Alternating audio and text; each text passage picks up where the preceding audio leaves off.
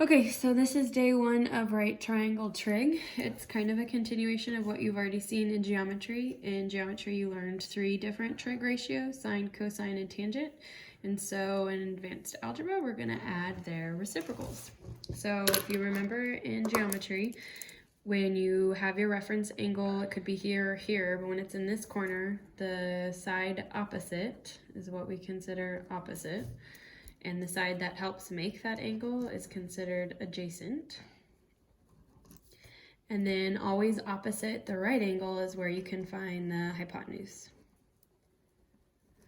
So when we find all of our trig ratios using the reference angle in this corner, your sine, so this is where you learned SOHCAHTOA, where sine has opposite over hypotenuse, cosine has adjacent over hypotenuse, and tangent has opposite over adjacent. So our sine would be opposite over hypotenuse. Cosine would be adjacent over hypotenuse. And then tangent opposite over adjacent. When we have the reciprocals, it's just like putting sine in the bottom. So if you have 1 over opposite over hypotenuse, the way to simplify that is to flip that fraction. So 1 over sine is the same as cosecant, that's hypotenuse over opposite.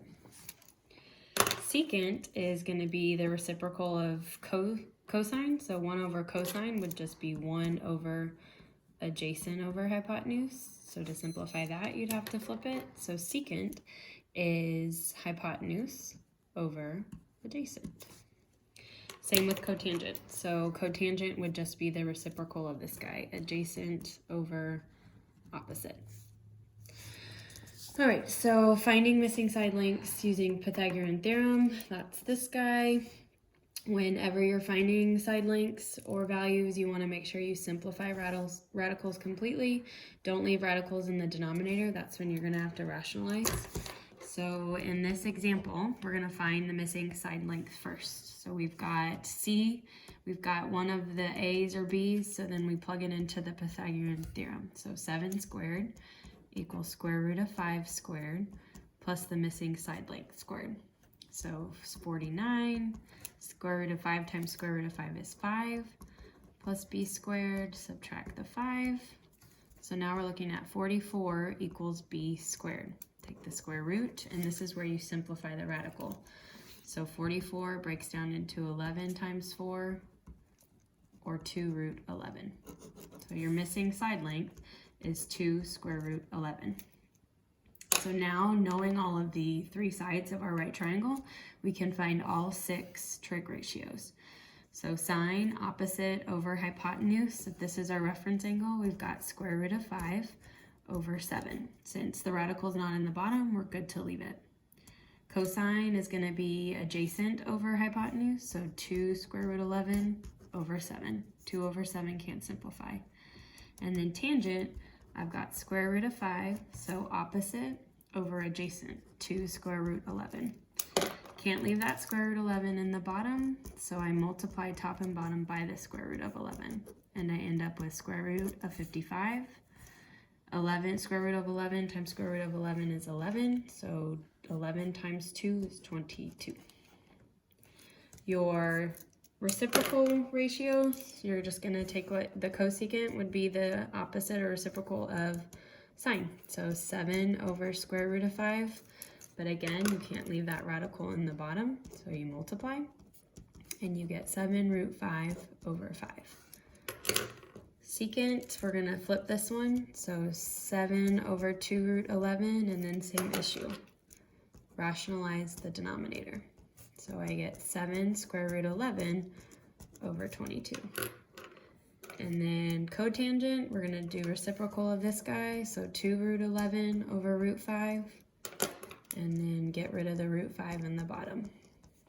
So 2 square root 55 over 5. There's still another page.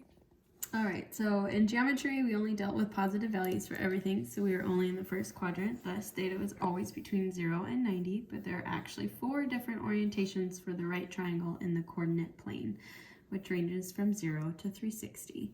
So the angle theta is always at the origin, and the right triangle is on the axis, so the hypotenuse is always positive.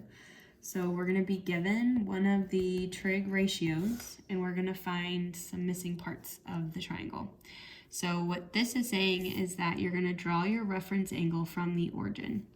So here's theta.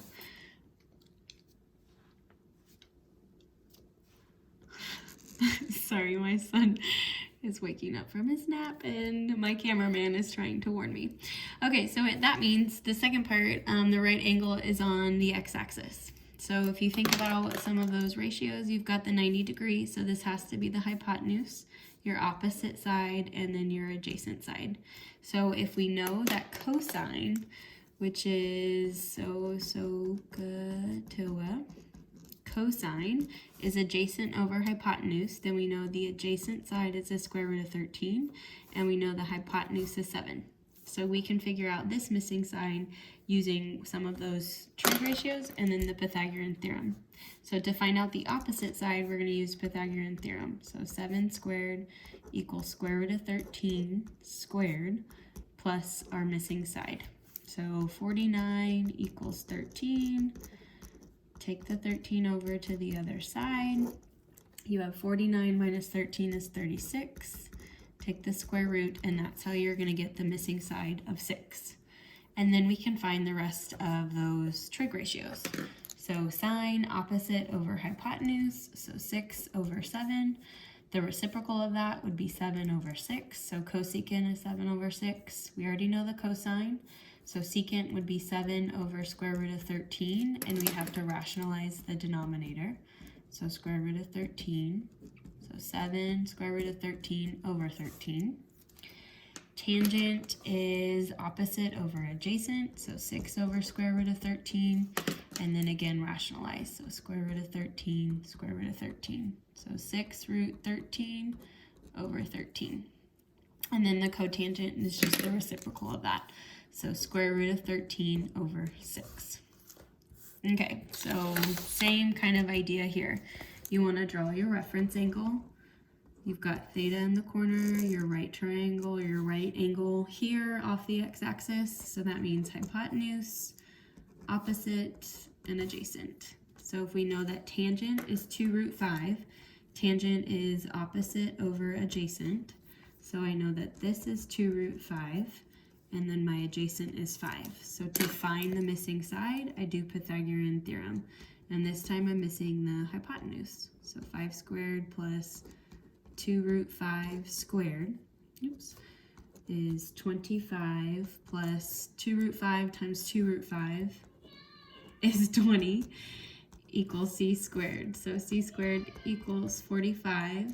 Take the square root and then simplify. So this is 3 root 5. So if our missing side is 3 root 5, then we can find all of our trig ratios. So sine is opposite over, this is 3 root 5. Sorry, my son's yelling for us to grab it. This is 3 root 5. So we have opposite 2 root 5 over 3 root 5. The radicals will cancel and it's just 2 over 3. Cosecant. Okay, so cosecant would be the reciprocal of this guy. So we flipped them around. These again will cancel and it's 3 over 2. Your cosine is adjacent over hypotenuse. So 5 over 3 root 5, and then rationalize the denominator. So multiply by root 5. You have 5 root 5 over 3 times 5, which is 15. And then the 5 over 15 need to simplify. So root 5 over 3.